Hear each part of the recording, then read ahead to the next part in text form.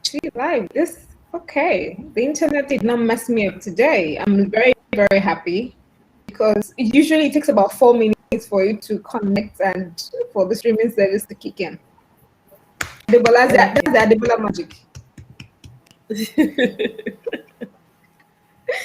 Oh my gosh. Okay, so let's wait for a couple of people to join.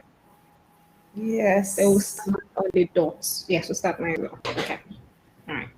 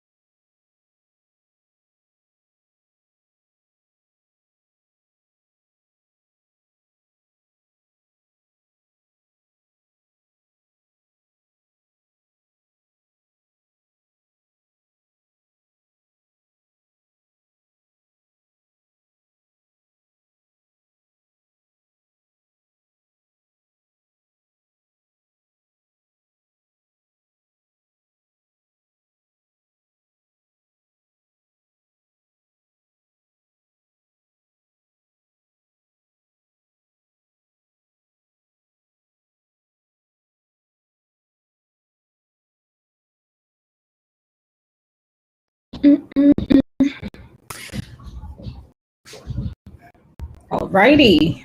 Um, Good morning, everyone. My name is Kendo Noshiga.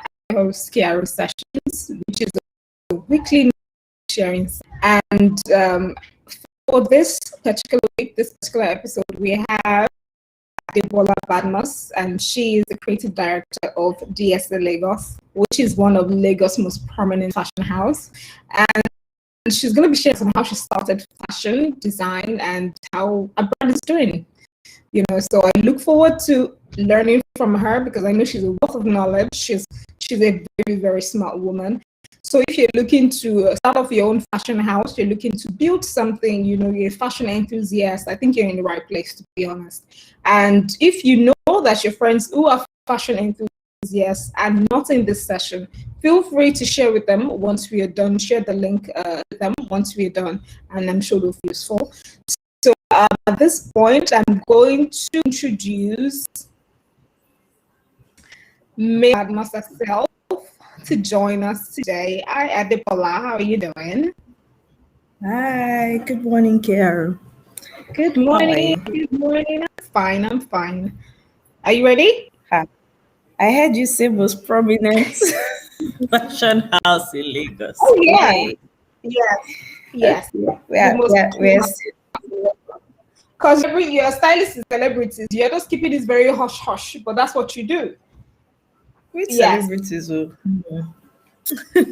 Should I start names? You know, Pandora only manages your this digital presence, so we know these things in house. Do you want me to start dropping names? Ma. Sorry. Okay. Okay, So let's start. thank you. Thank So, you for having me. no problem at all. We only have the best of minds here to share the experience and the talk and lifestyle. Okay. So first of all, how did you get into the business of fashion? Because I know your background was also that your backgrounds have not been in fashion. Obviously, get into this. Okay, so for me, I would say my background should have been in fashion, but I had the typical African, or I have the typical African parents who believe that fashion is, I mean, they don't see fashion as a business, they see it as a hobby. Right. They Okay. believe, yes, you can like it, maybe learn how to sew to fix your kids' clothes or something like that, but not Okay. something you'd say you're spending your entire life Okay. doing. So, yeah, it was that struggle between, and I mean, I believe every parent sees their kids as, you know what, you can do better than me. They want to push you to do better than they do.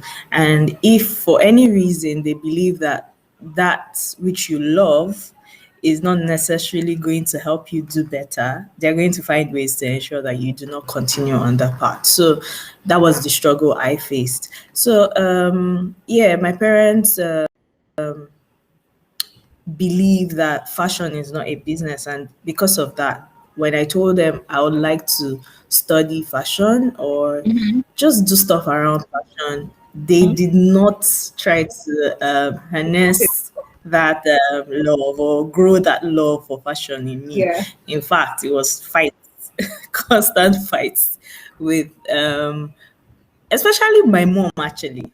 So she will make comments. Oh, women that do things like fashion design, people don't respect them. People don't believe it's just a front for other occult kind of things that they do. So everybody just believe it's a cover. So yeah, Right. they never respected the idea. They never believe. And I mean, a lot of times my response to my mom is, okay, but I see how you feel when you have a new dress. You're so excited. But I'm somehow it's about to say that. fashion that produces that, right? Yeah. And Yeah. then all of a sudden you're telling me it's still not a business to do. It's not something to do. It's not something to aspire to. So yeah, that Right. was my initial struggle. But yeah, eventually I kind of what's the word? I agreed to do what they wanted. So yes, I ended up going to the university. I tried to keep Okay. an open mind. At the same time, Okay. I was so confused because it was like, yeah, I'm not studying fashion, so what next? Okay. And IT was basically handed to me. So I got to university, yes, confused, and some basically just said, you know what, information technology is the future. Why don't you just do that? And I didn't even do any research, and I said, okay, they said it's the future. So that was how I got into information technology. Wow. Wow. Yeah, I think it was a silly thing. And they also gave the impression that it was going to be quite easy to, you're just having fun. It's all about gadgets and whatnot. Until we got into uni Was and that the case? started having, sorry? Okay, so it's fun. Like, did you enjoy it? Yeah, I did enjoy it to some extent, but I'm just saying, oh, like when you have to deal with some funky courses that seem rather abstract, and I Yeah. mean, I'm sure we all know how these courses are being taught in Nigeria. Mm-hmm. It's little practical experience, more theory, so obviously that wasn't very fun. But what worked for me was I also tried to keep a good relationship with the lecturers, the teachers, and just whatever I do not understand, ask. So Right. I wasn't very big. I won't say I'm a big reader. I struggle with it, but I know that it's important. So, and that's the only reason I do it. Carrie, you know this. Okay. But so I just do it because it is important, not because it's something I love doing. But so yeah, that makes me try to interact more with Right. people that know this thing so that I can gain some knowledge from them. I can gain some understanding, and it will actually help me when I go back to read about it. So that was my approach to passing through the university. Yeah. Okay. And I see that So in a way that has also applied that sort of openness to business as a designer now. oh yes, I still do a lot of watching stuff on YouTube, and if it means me burning my hands, I will just try to create something like because I always want our final work output to be unique. I Mhm. want people to guess. So we've had cases where we basically created fabrics from scratch. And when people see the dresses, it's like, nah, you're lying. You bought this fabric. You definitely bought it. This is Wait, what you create DSA Lagos creates fab from scratch.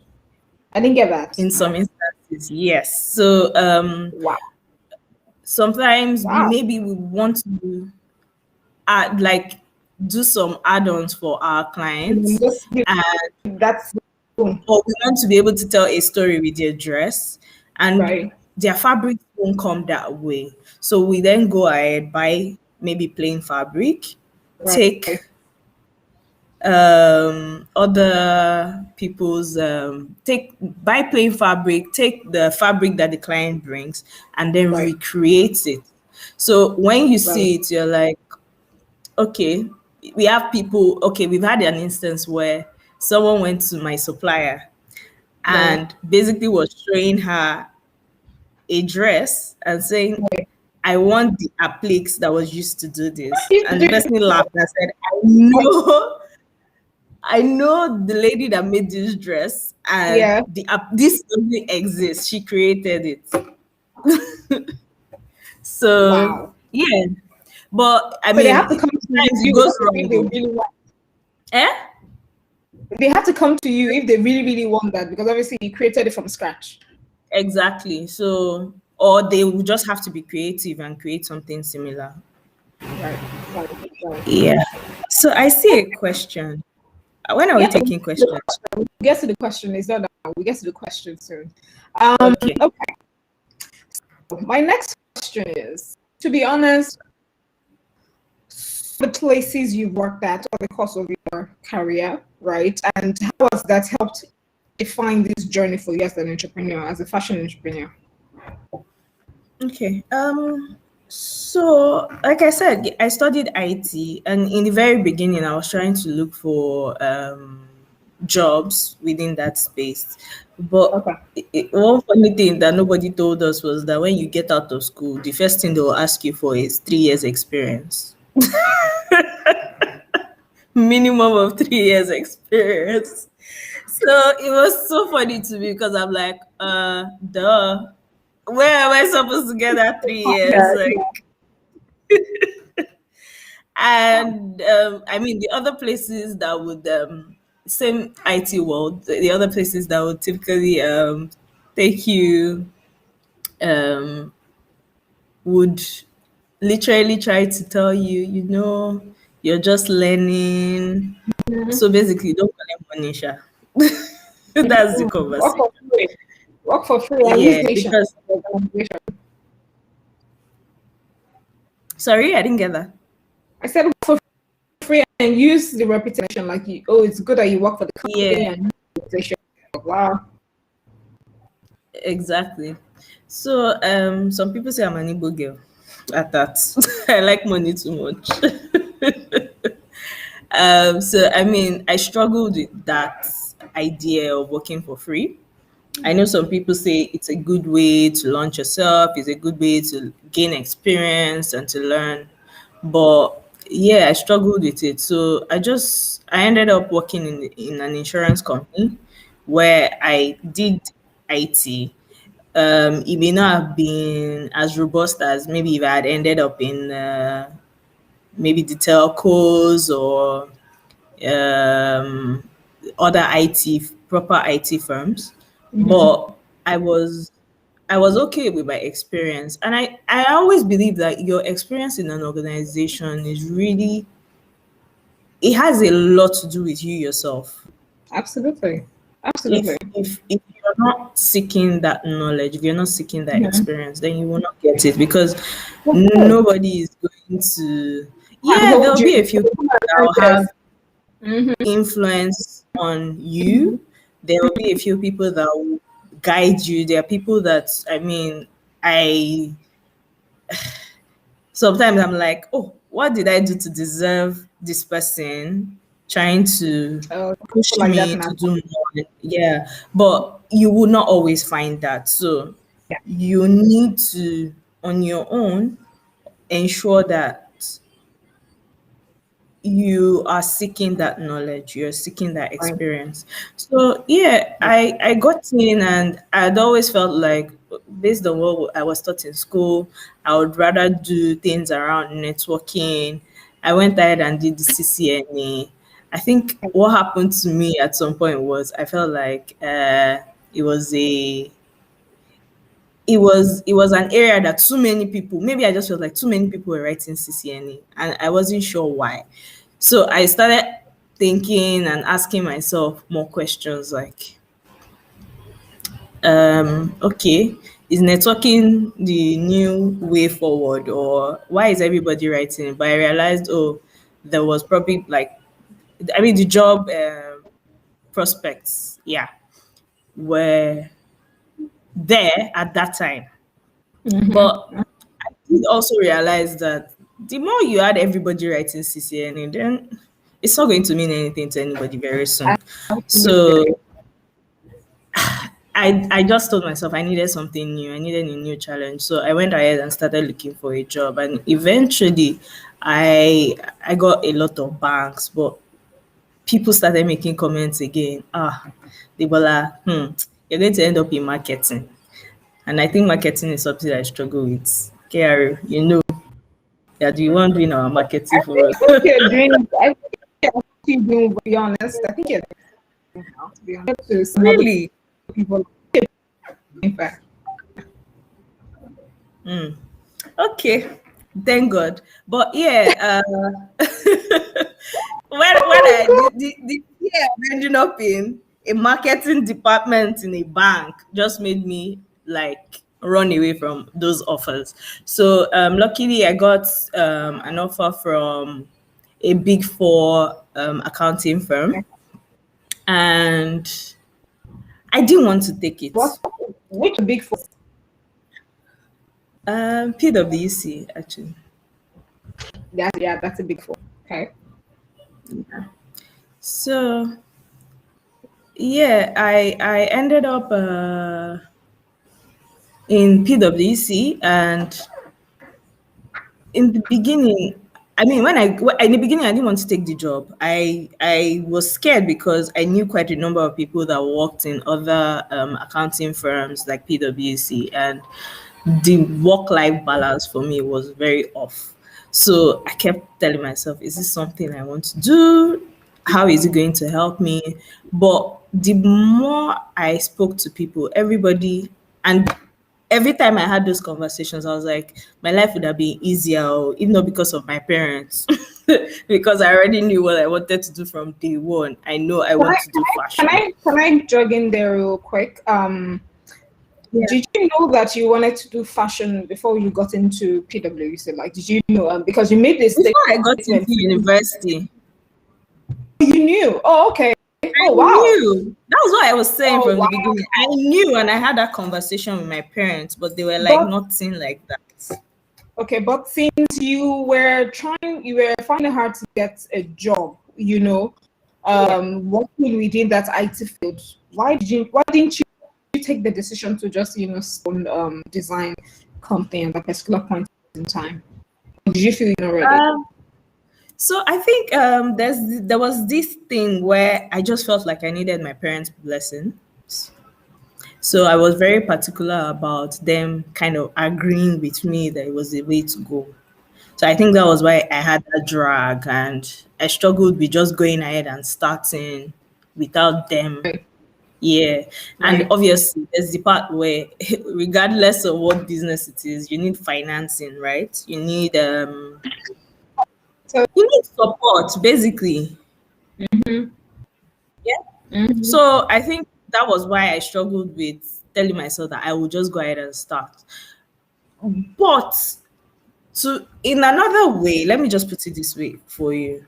I was still doing fashion. What I wasn't doing really was I wasn't designing mine. So I was selling things right from university. I sold clothes to people, I styled people. I sometimes I do almost like free creative designing for people. So I want to make this ashrebi, I don't know what to make. I will literally take it upon myself to come up with a design. They won't find one local tailor that would try and execute it. That does not always go well, but we were trying. So yeah. Um so fashion has always been there for me, basically. okay. I just didn't start it properly as a business. Um I eventually, when I was in PwC, that was when I started. So I was trying to juggle running a fashion business and working in a big four where, I mean, you have long hours to deliver on client projects and whatnot. So yeah, it took a lot of late nights. Right. At the time, the structure was very funny.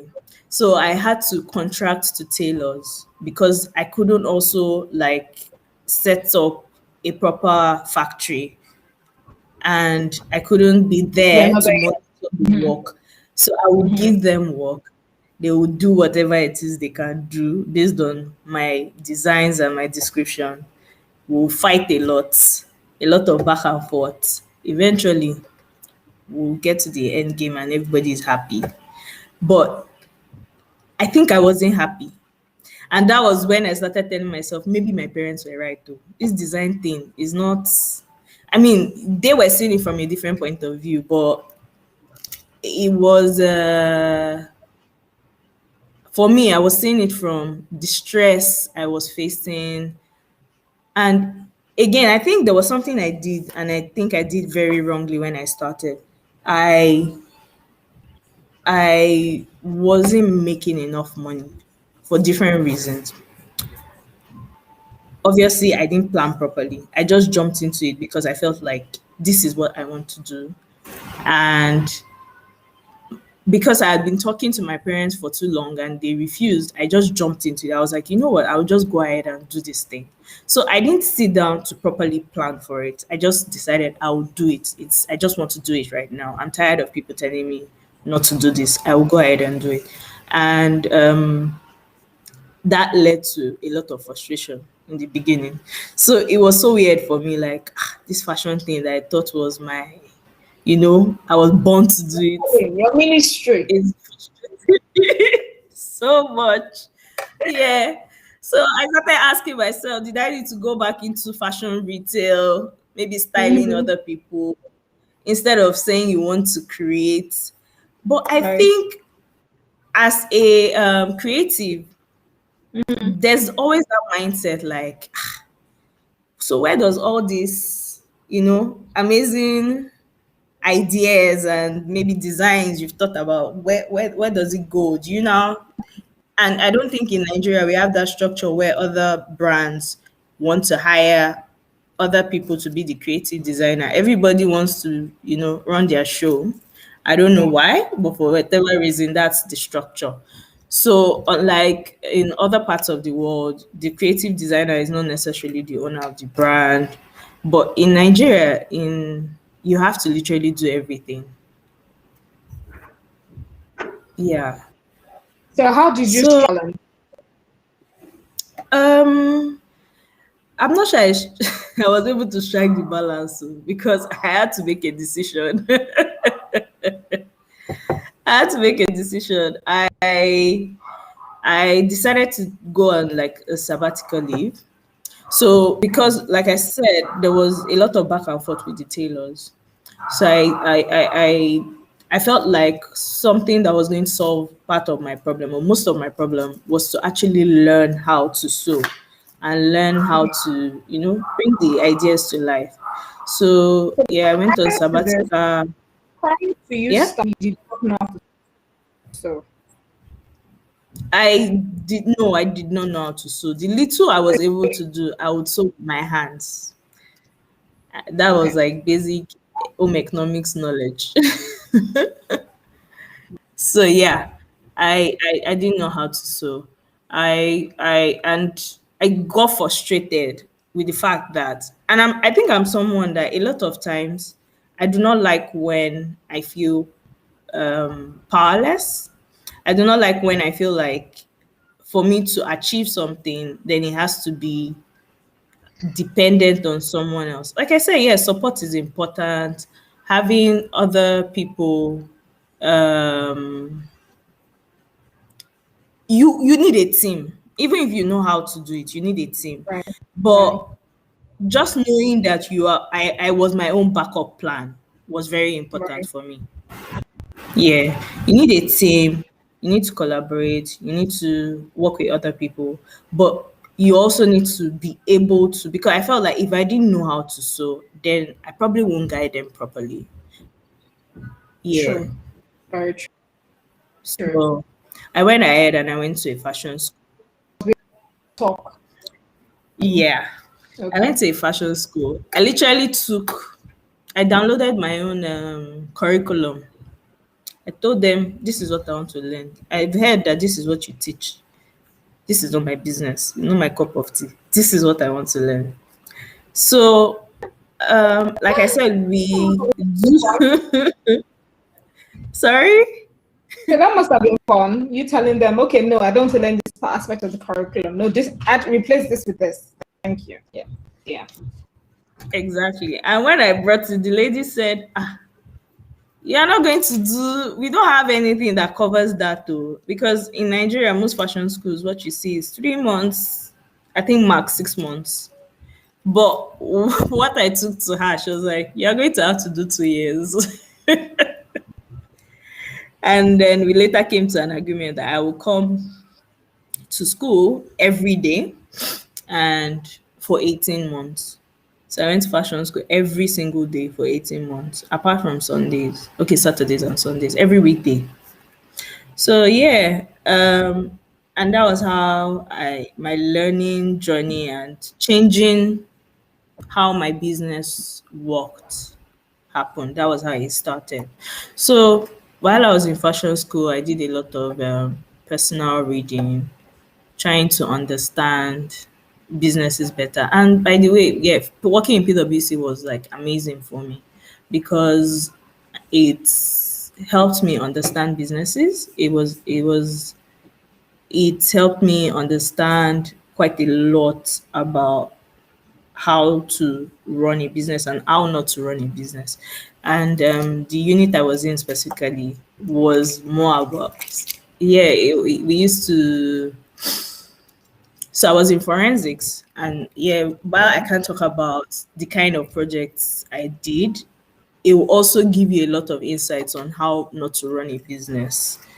Engagements with clients meant you were going to see the kind of problems they were facing, how they got to that point, and all of that. So yeah, it was an amazing experience, and I think it's one of the most important experiences I've had. So That's good. it made it easier for me to go online, try to read more, try to understand businesses more, try to understand how I was going to structure my fashion business. And like I said in the beginning, I think there's something a lot of people take for granted in this part of the world, seeing fashion as though it's a hobby. But if you are there and you want to call it like maybe your source of livelihood, then you have to treat it like any other business.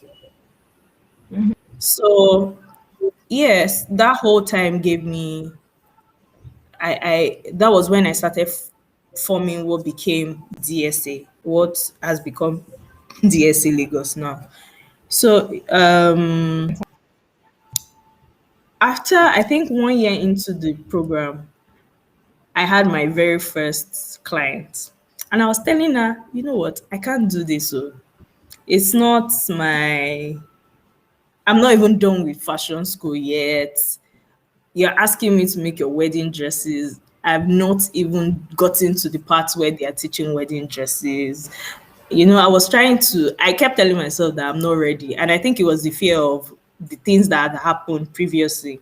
So my business used to be called Aquacha at some point. I think it was a shell calendar, and they were talking about native African fabrics and all of that. And the description of Aquacha, I was really drawn to it. So, and I think that was part of why over time I realized that I was always drawn to special clothing. I was drawn to like occasion wear. So that also helped in defining what DSA would do, because we don't do ready to wear, we don't do everyday clothes. We do more special event type dresses. So I called it Aquacha then, and someone actually thought I was calling it. I gave it an Igbo name because Igbo people are successful in business. So, Oh my gosh. and it just made me realize that in Nigeria, So they we are don't even successful know. in business though. So Yeah, that's the most successful sorry, tribe in business. The most successful tribe in business in Nigeria. tribe in So business. Yeah, but it just made me realize that we don't. A lot of people don't even know what we have in Nigeria. Akocha is a native cloth. It had nothing to do with it being Igbo. Do you get? So I feel like, yeah, it is so important to also preach, um, or rather talk more about what is available in our country and find ways to use it more. So some of the things that I've tried to do is find ways to infuse African textile in even yeah, making, because we now have a few clients that are like private clients that want us to do their essentials. right. They are like, you know what, yes, I love the occasion where you made for me. I do not want to work with other people. Please, can you make essentials for me specifically? It's still What do you mean by which essentials for non so they are, yeah, like workwear. Yeah. So workwear. But we now try to infuse some of our aesthetics and ensure that we okay? also find ways to use African textile to do that. Yeah. Wow, that must look So um sorry, I'm trying to look around if we have any of those pieces here. that must be So really I good. mean, yeah. So I mean, we don't. So again, we don't do that for everybody, because I do not want us. We don't want to do ready to wear. We know it's not our strong suit. And I Right. think it's always important to understand yourself as a creative Identify. and to be clear Mm-hmm. about what your business is Mm-hmm. supposed, who your target is, who your business speaks to, who your Yeah. target clients are. Yes. So Okay. Yeah, so I mean that is what we do, and that is how I Sorry got. about Lagos. Yeah. So basically, like I said, we had our first client while I was still in fashion school, and she wanted me to make her wedding dress, and I was like, "Madam, we are not ready yet." And she was like, they were like, I don't care. Oh, I don't know what you're saying, but you are the one making my dress. And it was so weird for me because I felt like, "Ah, why does she have so much confidence I'm in not ready. me? Is she sure? I've said I'm not ready. Is she sure it's a wedding dress she wants to use for this experiment?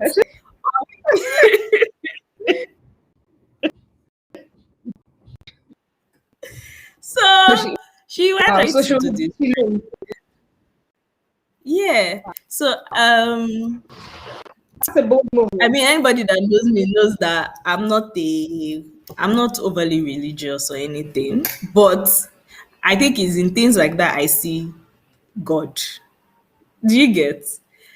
Because for me, Yeah. it was weird. It was like I am telling you that there's a likelihood I will destroy your wedding dress, but you're saying I must do your wedding dress. And by the way, this person was not I have a like, oh, I can't call her one of my closest friends or anything. She was just a colleague at the time. theory. I think possibly Yeah. the person may have actually had bought the backup in case you mess that one up. You know, I I wanted to believe so that too. Surprisingly, she didn't. But I mean, it went well. And we literally went from still in fashion school to me taking permission to try and deliver other jobs because the moment we did her dress, everybody was so excited and others started wow, coming in. And I was like, wow, someone then advised, go ahead and do it so that you don't lose that momentum. So we true, started doing it so much so that very true. we started turning down some orders at the time. And I was like, yes, finally, you see, I said it, I was made for this. And I think the moment I said that, Yeah, they're fine. I went Yeah, and finished fashion school. Then the dry spell came. Oh my God. I will be looking for jobs for months. Nothing. Not a single, hello, do you still make dresses? wow. I was losing my mind. I started asking myself questions. Are you sure? Are you sure you know what you're doing? Are you sure people really love what you do? Are you sure this? Are you sure that? And then I now started realizing again that the fashion landscape was changing really fast. So everybody was on. By the way, it wasn't like I wasn't on Instagram, but everybody was so active on Instagram. But I wasn't keeping up with any of that. Right. And all of a sudden, some brands that I felt like, oh, we were coming out around the same time just went poof, like overnight. They do a dress, maybe a Bella Ninja carries it, they become a celebrity brand. Meanwhile, me, I was stuck in my ways of, oh, one-on-one interactions, trying to, I was, so the brand has again always been about that special connection between the Right. dress, the brand, and the owner. So we want to, I mean, one of the things, and I know one of the things we are very particular about is being able to tell important stories through fashion. So we want people to look at the dress they bought from us and, basically smile because there's so much memories attached to it. But that's So what this dresses. That's what occasional dresses stand for. It pretty much all memories. So how does DSA Lagos? How does it differ in that sense? yeah, so I mean, we always try to sort of create a team with the client. For instance, if you're getting married and you come to us for a dress, we want to really understand what your relationship means to you. Yes, everybody will tell you they're in love, but for instance, we've had a client, we've had a client that what was everything that was underlying to that relationship was peace, like peacefulness. And it was important that everything about her look too was very peaceful.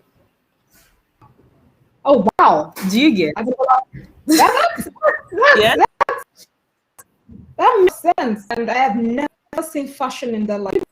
Much you tell us of their relationship and linking that into the outfit, into how she would look that day and how she feel while she's wearing the outfit.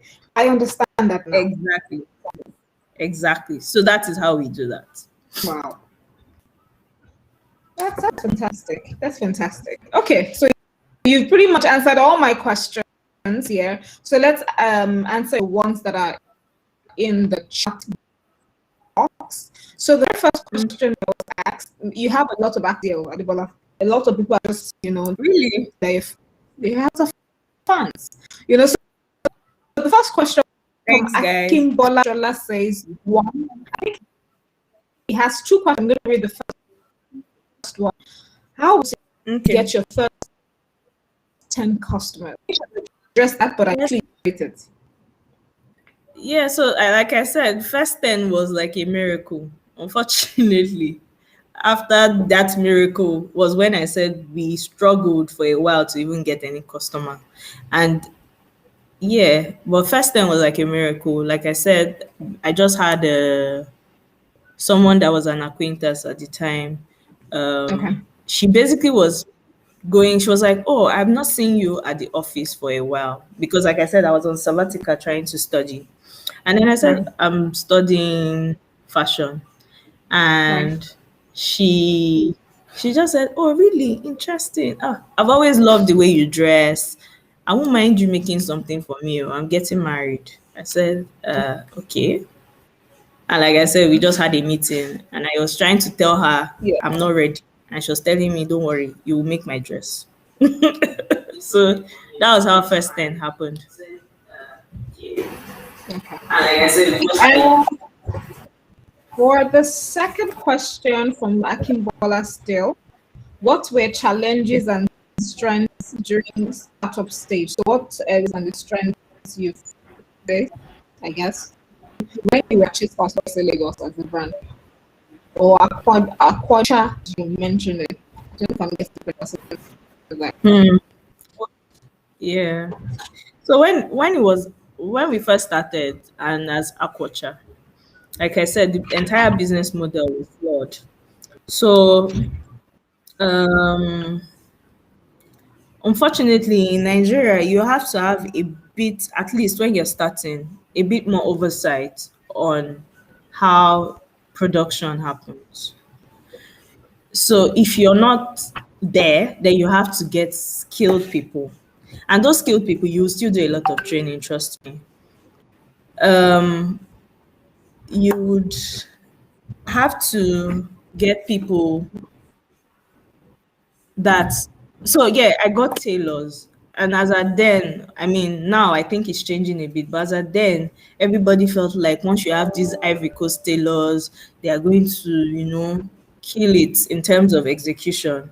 But unfortunately, that wasn't the case because I would give them clothes, I'll run back to work.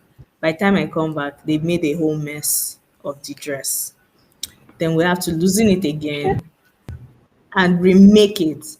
And what that meant was we're losing money because sometimes some of the consumables used to make that dress will spoil from just loosening it, and then we have to buy new ones. So yes, we face that challenge of, and even till today, I think it's a challenge we still face: human resource, skilled labor.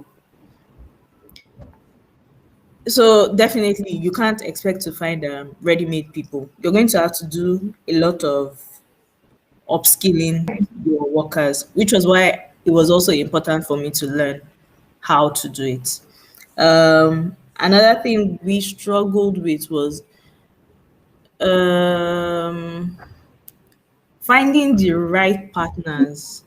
So when I say finding the right partners, I know what my strengths are, and I needed other people. Like for instance, when I said I'm not great at marketing, we had the people that we tried to work with that will come and have these nice CVs, but when it's time to execute, zero.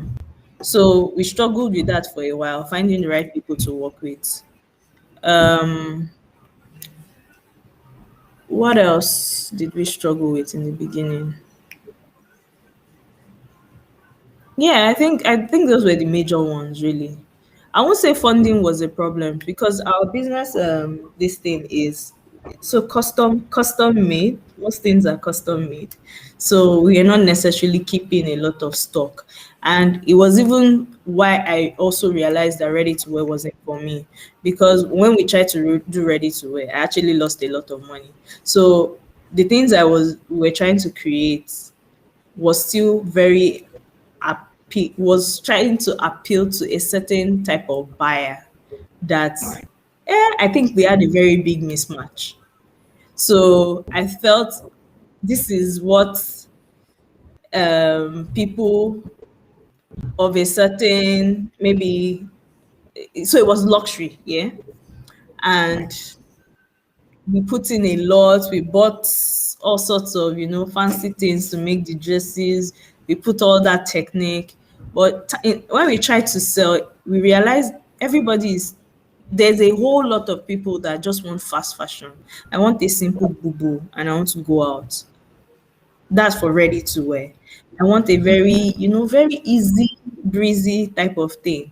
Now, the way I create, it makes it difficult for me to just make a boo boo and let it go.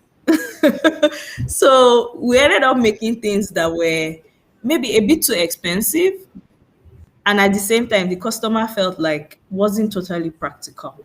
So it's important to also listen to your clients. It's important to get that feedback. At the end of the day, they are the ones you're creating for, Yes. and it will also help you truly understand yourself as a business owner and as a creative, and make Very a true. decision really where you belong, who you are selling to. Defining those things are really important. If not, you will just keep, you try this today, it's not working. You try that today, it's not working. That's not how to run a business. You're just going to be running at a loss. True. So Very true. yeah, I think that's it. For the next question, in the box, please drop your questions if you do questions for Adebola as we wrap week's session. In case you says, how do you juggle your professional work that's running? How does this person know that you do professional work and your fashion business? I think this person, how do you juggle your professional work I and fashion business? Hi Nkechi. So yes, Nkechi it used to be my colleague. Um juggling it. When I was going to send my profile to KRO, what I wrote initially is technology professional by day, fashion designer by night. So it has not been easy. And like I said again, having amazing people around you is truly important. Having the right people, being able to collaborate is truly important. Yes, you will have to do that very first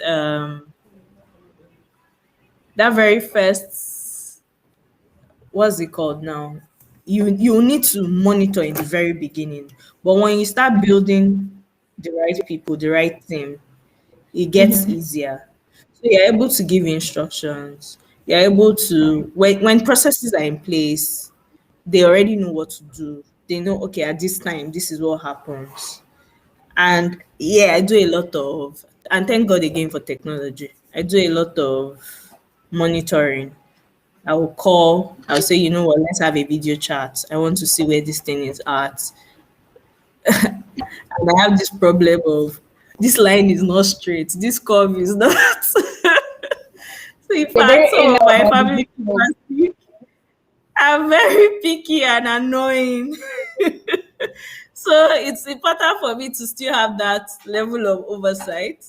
But again, having good people around you, some of my family, Right. some are employees that become family, would do all of that for me. But I still go ahead and make those calls, do those check-ins to ensure that we are not ever at that point where we have to loosen an entire dress and remake it. Do you get? Like, we don't want any what I ordered versus what I got situation. So yeah. Oh my God. Okay. All right. So next from and he asked, how were you able to get funds of business? Answering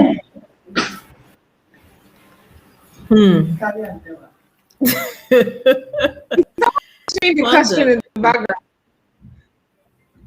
The Sorry? question in the background.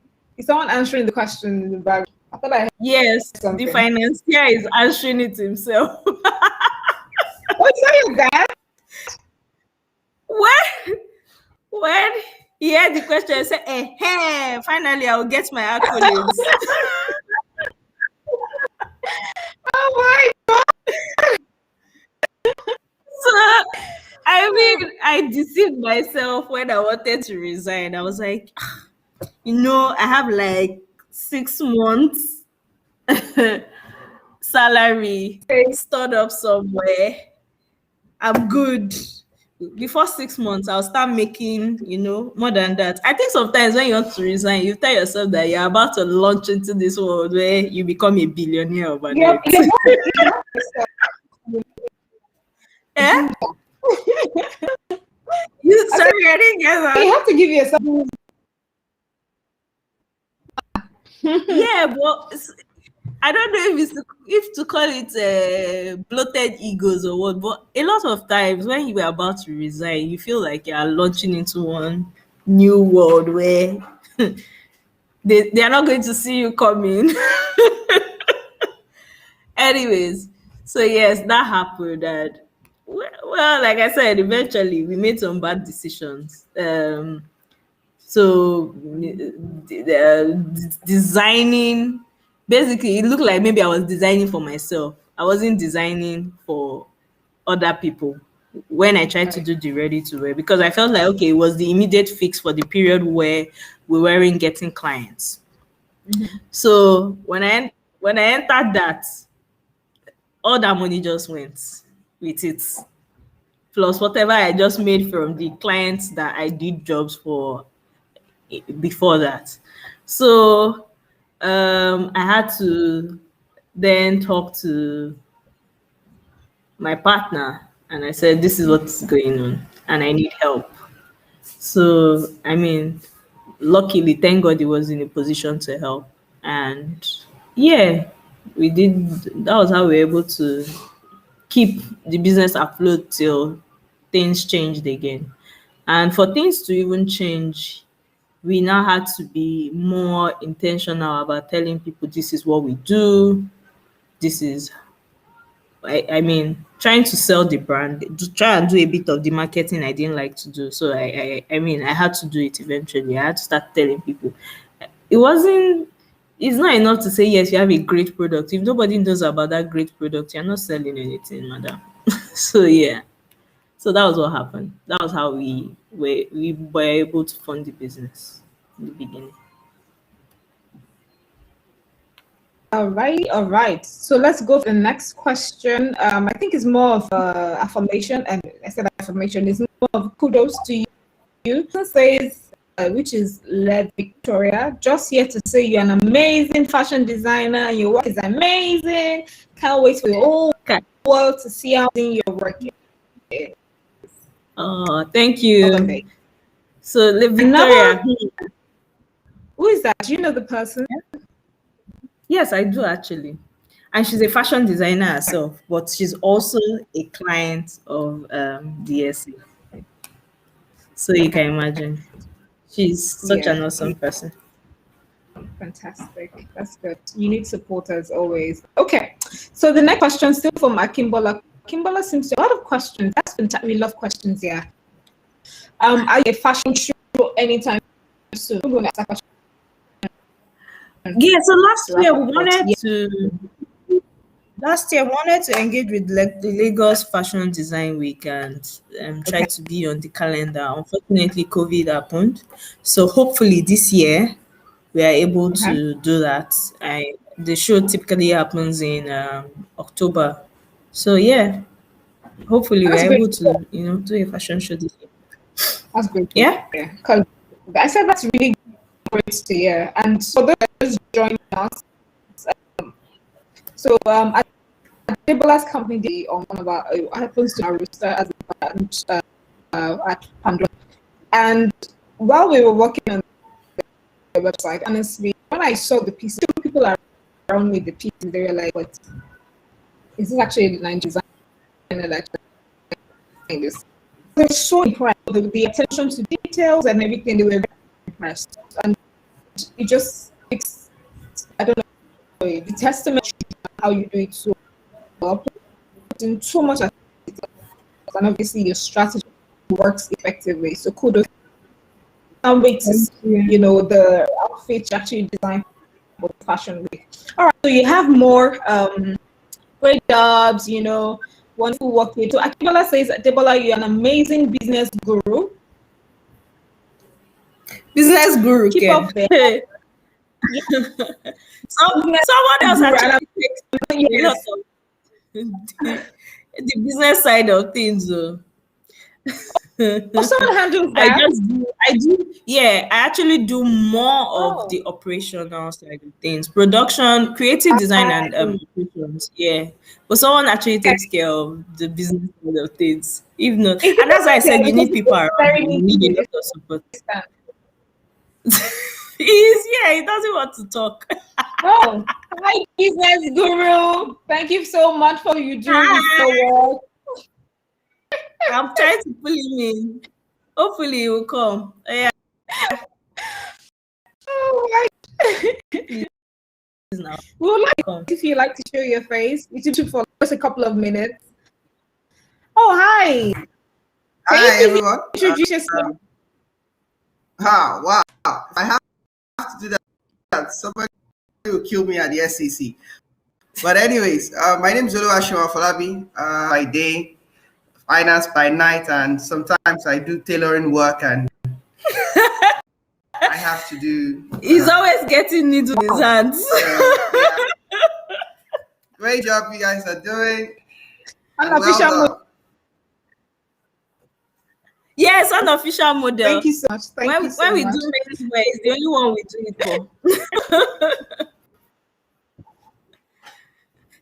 Oh my God, Adebola. Okay, so let's go because we're actually behind time. So okay, another Oh, person says just yet you're amazing at what you and thank you. after Emmanuel, if I botched your surname, so sorry, I apologize in advance. Awesome, and Adebola, I'd like to know what advice young entrepreneur in Nigeria. That's the question. Okay. So I would say, like I said, it's important to understand the entire business value chain so that you are able to, break everything down Yeah. and understand which what you are strong at and where you need people. Because I mean, for me, I know what I am strong at, and I know that every other place we do not have those capacity in house. We get people, the right people to handle it. Sometimes, yes, you can't be a novice at anything, anyways, because then if you're a novice, how are you able to define what you really want for your brand? So True. a lot of research, a lot of research, having good relationships, I'm very open to my even other fashion designers. I have quite a number of friends that are designers themselves, and like I said, I mean, one of them was made a comment earlier. She's also a client to DSA, So, and having them to be able for you to be able to share those experiences, those bad experiences, and finding out that you're not alone and you're not facing it alone. It helps you, it uplifts you, it keeps you going, yeah, yeah. because there will always be times where you would mess up. But No. if you don't have someone to talk to, or if you're not able to honestly tell somebody this is what I did and this is what I did wrong, and honestly tell yourself to what you have done wrong, then you can keep telling yourself you're the best thing since sliced bread, and you're not nobody cares about you because you're not doing the right thing. You're not doing enough to also take that correction. So, like I said, it's important to understand the entire value chain. It's important to know where you are, what your strong points are, and try to ensure that you get people that will help you with the rest of it. It's important to listen to your clients, because at the end of the day, you're designing for them, right? So if you go ahead and you keep trying to design just what you like, you're not going to sell. So I mean, yeah, those are some of the things that I think has worked for us so far. I think giving you those are one advice, or rather, that, yeah, some advice I actually give. Because, for example, I'm an and I know that for sure you would not know every single thing of the business owner. It's not possible. You actually take Mm-hmm. the pride, take the my business with everybody, or share the secret ideas, and actually ask for help. It really, really helps. Like, so my company is doing something right now that I literally took training this year that man, we needed a board of advisors, and that's because where I see the company going, my limited knowledge would take us, in fact, scratch the surface. You know, and that decision has definitely helped. I've definitely been, wow, can they actually ready to do this? Nobody would want to do that. You would open themselves here that way. You know, empowering us to other people. I've had that, you know, and it's gonna help business in the long. It's a very wonderful advice again that you've given. You have another question. Palapidi says,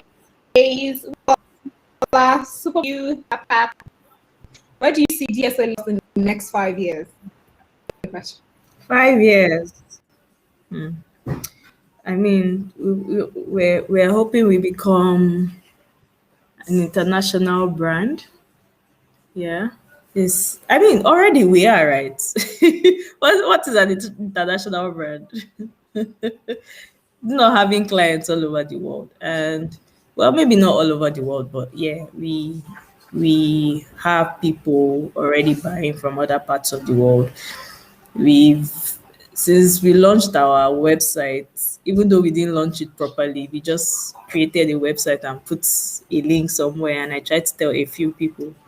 Surprisingly, I don't know how some people even find the brand, but we'll just have someone from that we don't know from anywhere from another country reach out and say, "Oh, I'm interested. I want to know, how do you guys do this? What's the process? How do I get the dress?" And bam, we have a new client. So yeah, we want to try and ensure that we put more of those things in place that help us position Interesting. ourselves for more people, for better awareness, to ensure that we are also able to target the right client. So, yeah, in 5 years, we are hoping DSA becomes a brand that when you mention, everybody is like, oh, yes, I own a DSA dress. And they are saying it with pride.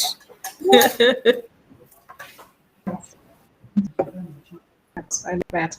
All right, that's the end of the Q&A session for this episode of KR Sessions. But to let before we finally let go, she's going to answer a couple questions from our first 5 rounds. And the first question is very, very simple. I know you're very busy and you juggle lots of responsibilities. So, what relaxes you as a person? Music. I listen to music a lot, Okay. and it helps me relax. Yeah. Um, Someone said I eat a lot. I'm serious. I'm not sure that I'm not sure that Okay, relaxes okay. anybody now. It is essential. Oh my Oh my god.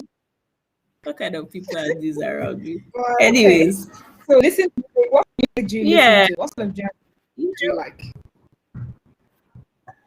I listen to everything. Today I will just be in the mood for rock. Tomorrow I would want to listen to soul music or pop music. So yeah, everything. I just like good music. When I hear it, I think it's more about the beat for me. Yeah. And I hear a very good Me too. tune.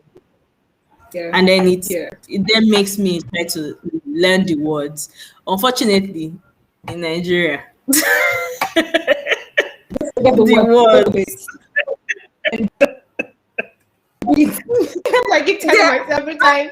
I'm literally listening and saying, please, what is this person saying? What does this thing Nothing mean? but Oh love. my god. And then because I want to ask people like, okay, what is the person? They're like,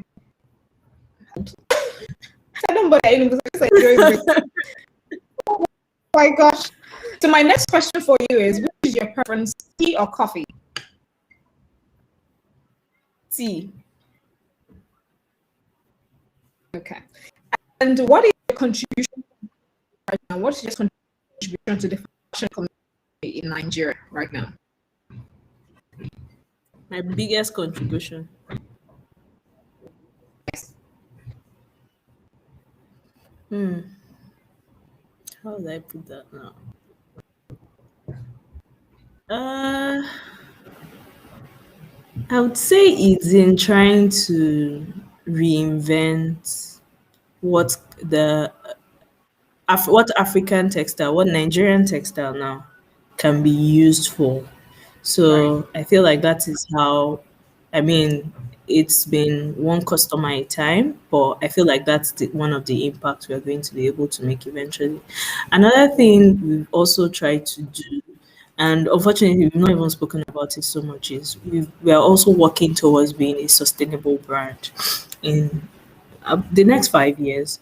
So right now, we do not throw away pieces, like leftover pieces of our dresses. And it's because, I mean, already we all know how waste management is done in Nigeria and it's not done properly. And all Yeah. of these things have effects on how we live and the future that we are living for other generations. So we've tried to keep those pieces and find ways to reuse them in new dresses. And another thing we preach to our clients is we are not promoters of fast fashion. Right. And the reason we do not promote fast fashion is because I feel like that is what has also led to this culture of waste. Yeah. So if you have dresses that you truly love, that mean something to you, then you're not just quick to, yes, we want to make money as fashion businesses, but you're not just quick to buy another dress that sits in a wardrobe forever or maybe ends up in a dustbin or something. We want people to actually love those pieces. Okay. Yeah. Okay. Sustainable fashion. That's very good. That's very good. So before I let you go, there's one question I was asked once we're done with the Q&A. Bola, for those of us who do not easy ready to wear, we always want unique design at regular boo. What would you advise? So I think this person is asking, so aside from the regular, what else can be very nice, trendy, and simple, I guess? Simple. Yeah. I mean, there's a lot of alteration of the regular bubble, and again, not just bubble. There are all sorts of people. For instance, like Victoria, she's so creative with her designs of bubble. It might just be an additional lace patch. You're showing skin without showing skin. You know those kind of looks. So I and to be honest, I think again because it's now fashion is now very competitive. Right. Sometimes you almost get the sense that right next to you there's another fashion designer. Like a religious house. And I think that competition has driven a lot of innovation. Yes, there's still a lot to be done, but we have to still commend the fact that designers have found ways to do better. So I want to believe that if you do not want the regular bubble, you can find a way to bring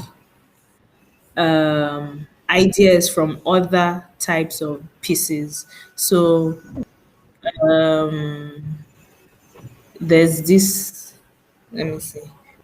There's a regular bubble. I might just do something with feathers. I might just do something with pleats. I might create something with an applique.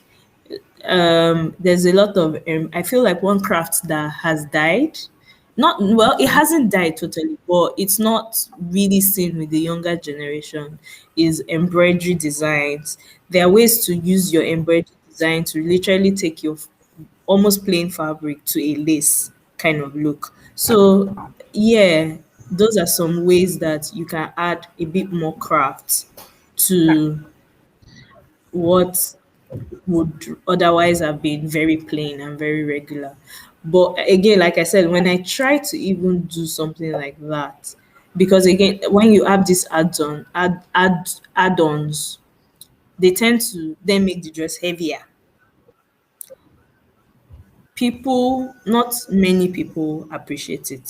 And you just have to be honest with it. And you need to understand that, see, if they're not your client, they're not your client. You can't sell to everybody.